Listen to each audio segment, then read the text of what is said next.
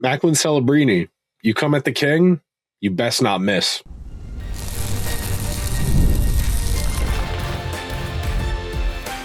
You are Locked On Oilers, your daily podcast on the Edmonton Oilers, part of the Locked On Podcast Network, your team every day.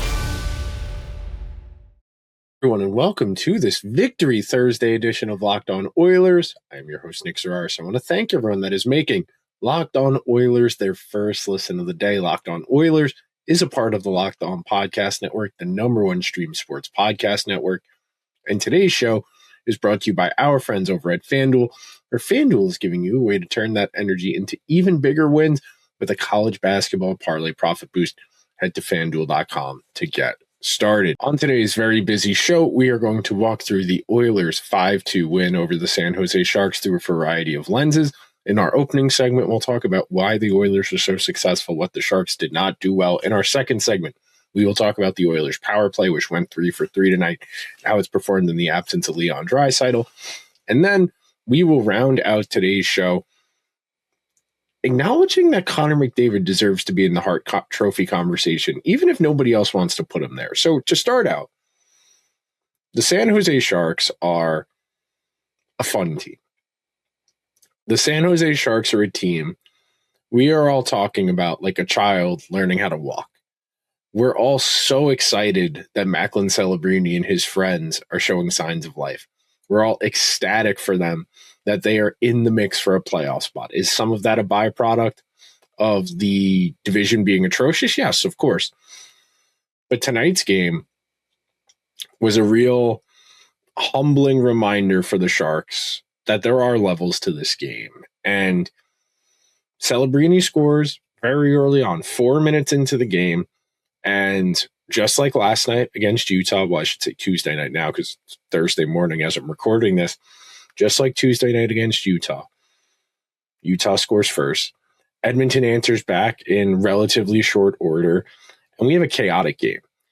We have 6 total power plays. Both teams get 3 apiece. The Oilers, they go 3 for 3 on the power play, which is probably the deciding factor in this game. The power play goals coming at key junctures in the game, allowing the Oilers to build out a lead. And then ultimately, the Oilers' penalty kill going 2 for 3 was just enough that San Jose wasn't able to rally. San Jose wasn't able to make this a close game. And you could spend your entire life doing woulda, coulda, shoulda in hockey because you're going to get looks.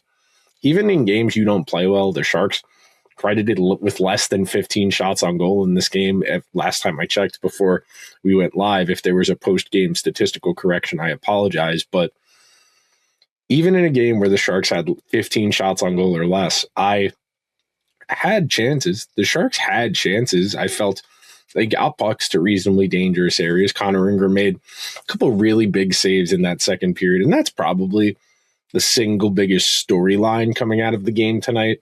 The fact that Tristan Jarry had to come in injury relief of Connor Ingram. Ingram played the first 2 periods. Jarry plays the third. Ingram isn't in the locker room. He's sitting on the little stool that the Sharks have for the visiting goalie because there isn't room for them on the bench. But in the macro, in the aggregate, I think you got reminded a little bit about how difficult it is to win in this league. The Sharks are a fun team. The Sharks are a team that have a pretty high approval rating. I know the burgeoning size of their fan base can be a little irritating if you're particularly active on social media, that the excitement around Macklin Celebrini and Will Smith can be a bit tiresome at times, but that's a team that's coming. That's a team that's on the horizon in the not so distant future. But in terms of this individual game, the Oilers absolutely eviscerated their defense. And that Sharks defensive group is about as underwhelming as you are going to find. That's effectively 6 third-pair defensemen. And Mario Ferraro has been a minutes-eating shot blocker for a long time there. Vinny Desharnais was a 6th or 7th defenseman for the Oilers. Nick Leddy's been on waivers like 3 times in the last 3 years. John Klingberg is taking 1-year prove-it deals at the stage of his career. Klingberg is probably the best defenseman they have. Orlov has a lot of miles on the treads. Orlov is a physical defenseman. He's not the player he was when he was in Washington 5-10 years ago. And It sounds crazy to say that about a guy who I remember getting into the league, but at this point I'm so washed. But that's a really underwhelming defensive group. And you saw the Oilers do a really good job of picking them apart, of getting to that long pass. And the Roslovic power play goal is a great example of this. The Kasperi-Kapanen breakaway chance where he split the defender straight down the middle and drove the net. Several of the high-quality Connor McDavid scoring chances in this game are examples of the Oilers using their foot speed, putting those Sharks defensemen in positions where they need to make a choice. Do I reach with my stick? Do I try and angle my body? How am I going to prevent this scoring chance from happening? And as the Oilers showed you, they couldn't. Simply put, the Sharks did not have the defensive capacity to handle what the Oilers threw at them tonight. A lot of that, I would say, a byproduct of Connor McDavid pulling out one of his vintage sicko games. Anytime you contribute on all 5 of the goals in a game, you put up a hat trick, and that's before the second period's over. How do you not sit there in awe? And what I think impressed me the most about this game is that coming off of the loss to Utah, which tough loss, you could have won that game several different ways. You limp through, you get your loser point, whatever. For the Oilers to come out and play the way they did tonight against San Jose, really, really thorough effort. And was it a little leaky at times? Yeah, but San Jose, by nature, trades defense for offense because they know their defense is bad and they're going to need to score a little bit to keep games close. So I think if you're Edmonton, you can live with some of the defensive lapses, some of the breakdowns, but second half of a back-to-back, you answered really quickly when Celebrini scored very early on in this game. And that building, that fan base has been waiting a while to get excited.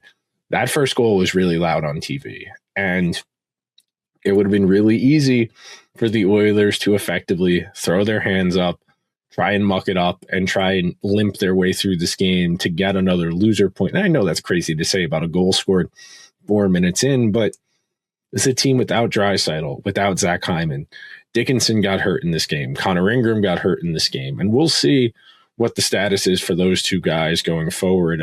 I really was impressed. I mean, the Oilers going into tonight were 10, 24, and 5 when their opponent scored first. Tonight, the 11th time they've won when the opponent scores first. And then most importantly, the Oilers showed you they can play a few different styles of hockey. Now, the goal totals for and against the last couple games are a bit concerning. You don't want to be conceding nearly as many as they did against Utah and San Jose.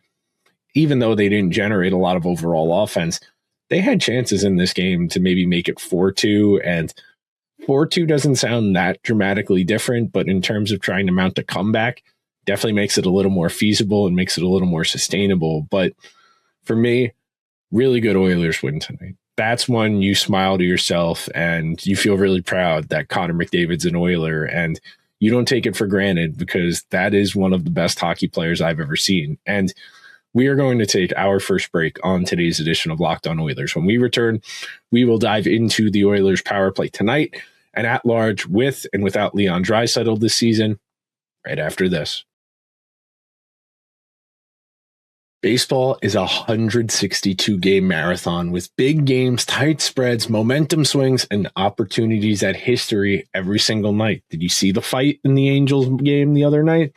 From early starts to late night West Coast shootouts, there is always action on the board. And now FanDuel is giving you a way to turn that excitement into even more fun. You can build any type of parlay you want. Games, player props, individual game plays like balls, strikes, result of the first batter, no run first inning. Look at the slate and get in the mix. Go safe, go bold. Ride with the team you've been following all season. I know it's early. We're only about 10 games in. Now there's more upside from your friends over at FanDuel. Head to FanDuel.com to get started. That's FanDuel.com. FanDuel, play your game. As we wrap up the regular season with just 3 games to go, you got to get in the Everydayer Club. Use the link down in the show notes. Cost you a couple bucks. Get in the Discord server and get ready for the playoffs because they are coming fast and furious. Continuing our conversation, On no planet, and I've been saying this for the 3 weeks since Draisaitl got hurt in the Nashville game, March 15th, on no planet were the Oilers going to replace Leon Draisaitl's production. The last few games, you haven't had Zach Hyman either. Those are two of the 15, 20 best power play players in the entire world. Hyman is one of the best net front guys. Draisaitl is one of the best one-time shooters. You have watched over the last 3 weeks the Oilers effectively reinvent their power play. You have watched the Oilers go back to the drawing board and reevaluate pretty much everything they can do on the man advantage. And when you have these types of injury situations, it's a lot like battlefield medicine. You are not going to save the limb. You might be able to walk again someday, but most likely you're going to have a pretty bad limp. And that's a very grim way to think about it. But when we're talking about on the fly, in-season injury replacements, you are going to have to facsimile or jerry-rig your way through whatever you're missing. And on a power play, and I love thinking about this in the abstract because this is one of the few tactical ways we can talk about hockey from a schematic standpoint. The best power plays in the NHL, they have multiple ways to beat you. In an ideal world, you have a one-timer, you have a point shot, you have a net front play, and then you have a slot play. The Oilers, by virtue of having Connor McDavid, have the luxury of their fulcrum point. And make no mistake about it, Evan Bouchard is an elite point man. I could make a real argument he might be the best point man in the NHL, better than Makar, better than Fox, Quinn Hughes, whomsoever you want to put in there. But what makes the Oilers' power play, when it's at its best, the most dangerous in the league, is the fact that their fulcrum point, their anchor point for the power play, where the puck has to go through, is moving.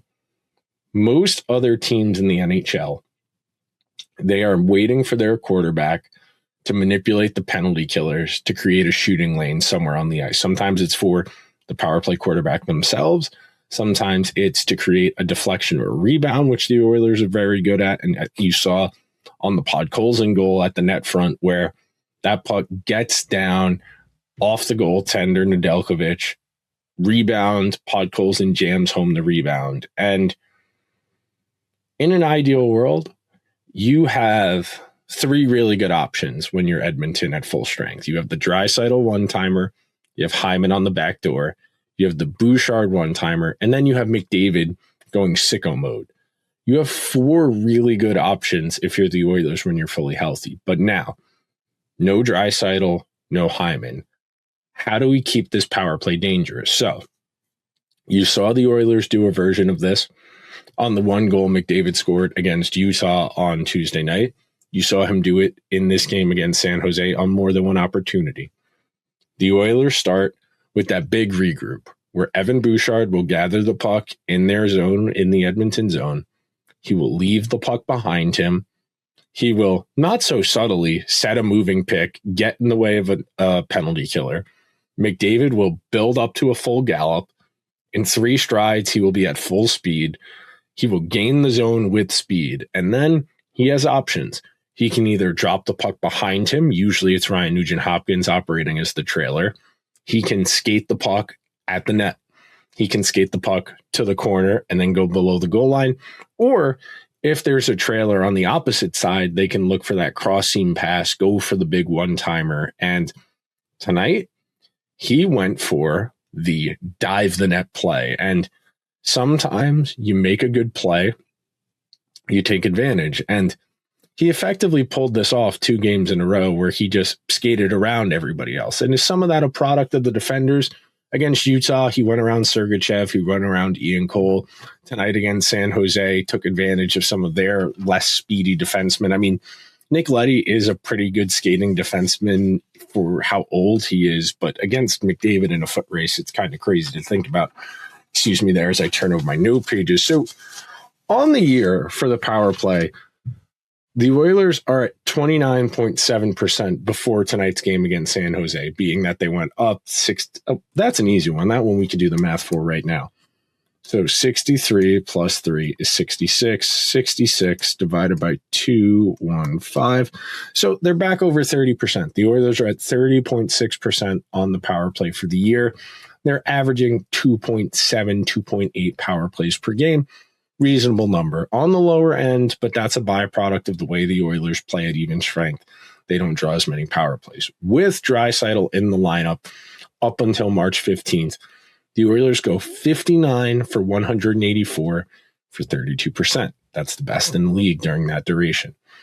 They generate 111 scoring chances per 60, 60 shots on goal per 60, 12.5 goals per 60, 11.16 expected goals, and then 32.8 high danger chances per 60, and they score on 20.77 shots they take on the power play.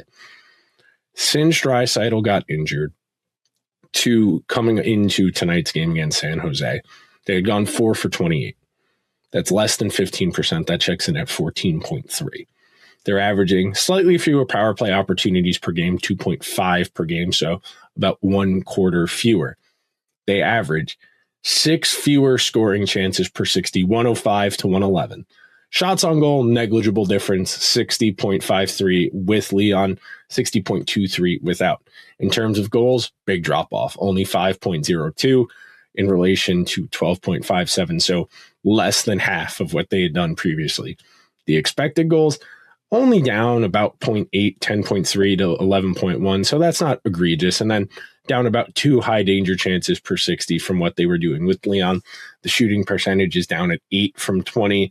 And then their goaltending has been especially bad on the penalty kill, on the power play with Draisaitl out of the lineup. And I think some of that's probably just a matter of possession, not having the puck as often. And look, it's a small sample. You heard Chris Knobloch say it. He doesn't think they're doing a good enough job finishing. Tonight was a little bit of luck going back the other way. You score 3 power play goals in one game. You go 3 for 3. You get to feel good about yourself for a minute. And the Oilers this year, their power play has bounced back nicely. Last year, they were only 12th or so in the league. This year, they're all the way back up to first. That has really offset the difference. And that's what's crazy. You think about this Oilers team, which, as crazy as it sounds, is sitting in first place in the Pacific Division, holding most of the tiebreakers. Their even strength game is not very good.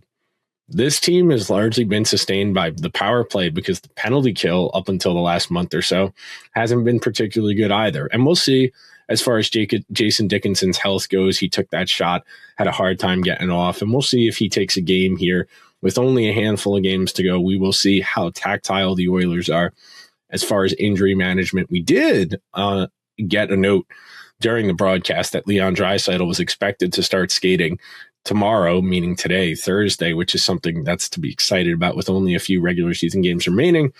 You want Leon on the ice. You want Leon working towards being ready for game 1. And even if he's not ready till game 2 or game 3, the sooner he gets the process rolling, the better.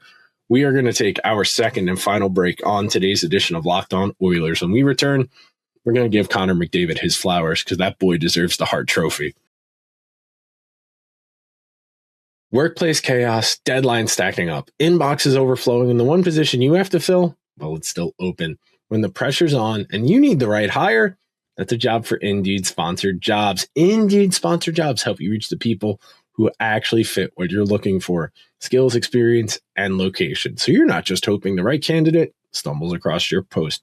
And the stat that says it all, in the minute I've been talking to you, companies just like yours will make 27 hires on Indeed, according to Indeed's worldwide data. So if you're hiring, spend less time searching and more time interviewing candidates who check all of your boxes with Indeed Sponsored Jobs. Spend less time searching and more time actually interviewing candidates who check all of your boxes. Less stress, less time, more results. When you need the right person to cut through the chaos, that's a job for Indeed Sponsored Jobs. And listeners of this show will get a $75 sponsored job credit to help get your job the premium status it deserves at Indeed.com/podcast. Just go to Indeed.com/podcast right now and support our show by saying you heard about Indeed on this podcast. Indeed.com/podcast. Terms and conditions apply. Need to hire? That's a job for Indeed Sponsored Jobs. Thank you so much to everybody who is hanging out on this Thursday edition of Locked On Oilers as we are walking our way through the big win over the Sharks. And look, every now and then, Connor McDavid simply pulls that helmet on and says, we're going to do this. You know, it's the Cam Newton gif of him nodding on the sideline with the towel around his neck. It's LeBron leaning over with his arms on his hips and locking in. You know, every now and then, you watch a great player say, I'll do this. You know, you think about Greg Jennings, put the team on his back. That's what Connor did tonight. No Hyman, no Draisaitl. Last night, the defense was leaky. The goaltending was disappointment. San Jose was very game tonight in the early stages of this game. And Connor McDavid, slowly but surely, started to choke the life out of them. And McDavid was as good as you could feasibly ask a player to be tonight. I was absolutely blown away. And look, at this point, I don't know if I should still be getting impressed when McDavid does crazy things, but at the same time, I feel like if you start to normalize it, you lose touch with just how impressive it is. So tonight for the Oilers, McDavid, 13-11 scoring chances, whatever. 7-4 shots on goal, tremendous. 1-0 goals for and against at even strength. 76% of the expected goals, 80% of the scoring chances. And then real quick on the high dangers, 75%, just a ludicrous game. And 3 goals, 2 assists, 5-point night, a contribution on all 5 goals. On the year, 44 goals, 84 assists coming into the game, 128 points, which was first in the league coming into tonight. 289 shots on goal. He scored on 15.2% of them. He's played in 78 games going into tonight, which was the 79th game. On the year, 54% of the scoring chances, 54% of the shots on goal, 52% of the goals, 55% of the expected goals, 58% of the high danger chances. And Connor McDavid this year has contributed on 48% of the Oilers' goals this year. That was going into tonight's game where he contributed on all 5. So that number is going to go up for sure. I cannot begin to express to you how not normal this is. And anytime we're dealing with greatness and we get greatness normalized, people lose perspective. You think about the careers Alex Ovechkin and Sidney Crosby have had. We'll see if this is it for Ovi. I really hope it's not. I hope Ovi comes back for at least one more year, but there's a real chance it could be it this summer. Sid's going to get the Pens back to the playoffs for the first time in 4 years, which is a cool story. I think about how LeBron should probably have like 2 or 3 more MVPs. I think about how Mike Trout probably should have 2 or 3 more MVPs. And we begin to take greatness for granted because we expect it. When we know you're great, if you don't maintain that highest possible standard for the entirety of your career, it's not just that people are going to get disappointed with you. They're going to vilify you for it. They're going to blame you for it. They're going to act like you're a failure for not being as great as you have been in the past. And it's one of the great quandaries we have. And some of it is simply a byproduct of how we consume sports, how narratives are driven, how awards are voted on. Because I think if you ask the average hockey fan who the best player in the world is, most of them will say McDavid or McKinnon. And look, McKinnon is a tremendous player. I have no qualms if you want to say he's better. I disagree with you, but I think you can make that argument, and I think there are some stats where you could conceivably make a case for it. What I will say in McDavid's case now, especially this year, his team is not very good. Connor's team on paper is as weak as it's been post-COVID. This is the weakest Oilers lineup in 6 or 7 years. And I don't say that to be hyperbolic. I say that to be factual in terms of proven NHL talent. And look, Podkolzin is going to probably get to 20 goals, which is great. Matt Savoy did a really nice job in setting up the one McDavid goal where he closed out a loose puck on the wall, got it to the middle, and they scored ultimately. And I think Savoy is going to be pretty good NHLer going forward. He's not a proven talent. Podkolzin's had a really nice year. Great. Kapanen, who the Oilers are very high on, and I think has as much tantalizing potential as a guy who's like 29 could possibly have. And I still think the Oilers can get more out of him. You think about the turmoil in Edmonton this year. You think about the goalie situation. You think about the defense beyond their first pair.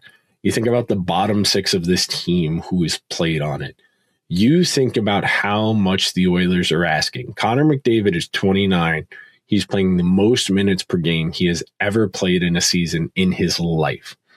The Oilers are a plane built out of McDavid. And yes, Bouchard, Draisaitl, Hyman, Nugent-Hopkins, these guys all help amplify Connor and make him better. There's no question there. But McDavid is the Art Ross Trophy leader in the clubhouse right now after Wednesday night's games.